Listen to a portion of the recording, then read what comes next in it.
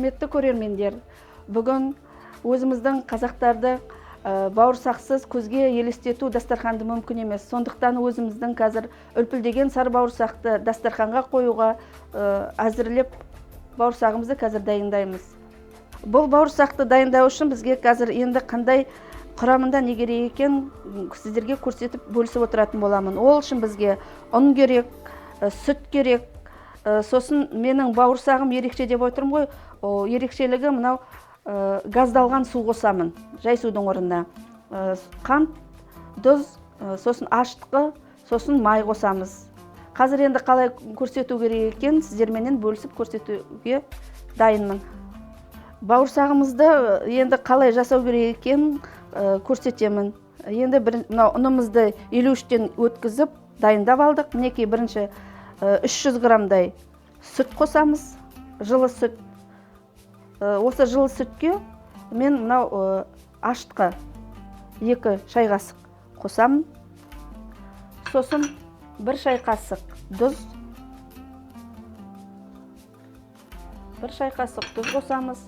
Қант қосамыз 2 шай қасық. Сосын мынау майымызды мінекей қосамыз. Сосын араластырамыз жақсылап.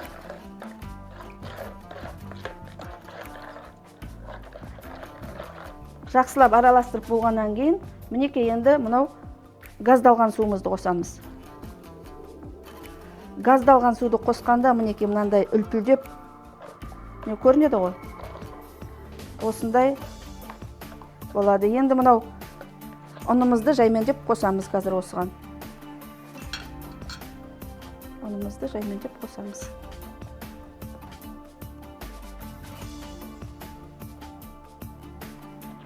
Мінекей мынау құрамына газдалған су құйғаннан кейін мінекей ашытқымыз мінекей жұмсақ болып борпылдап.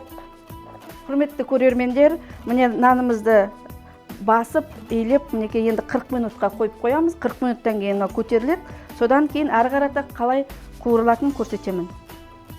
Құрметті көрермендер, міне 40-45 минут уақытымыз өтті. Нанымыз әдемі болып көтерілді. Мінекей енді бұл нанды, бауырсағымызды қазір енді қуыруға дайындаламыз. Енді мінекей нанымызды жаюға кірісеміз бауырсақтың.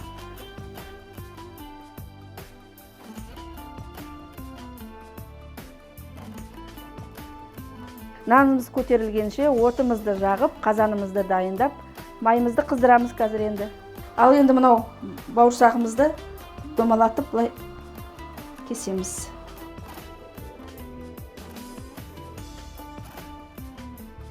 Енді бауырсағымызды осы майға салып қуырамыз. Бауырсағымыз дайын, асымыз дәмді болсын.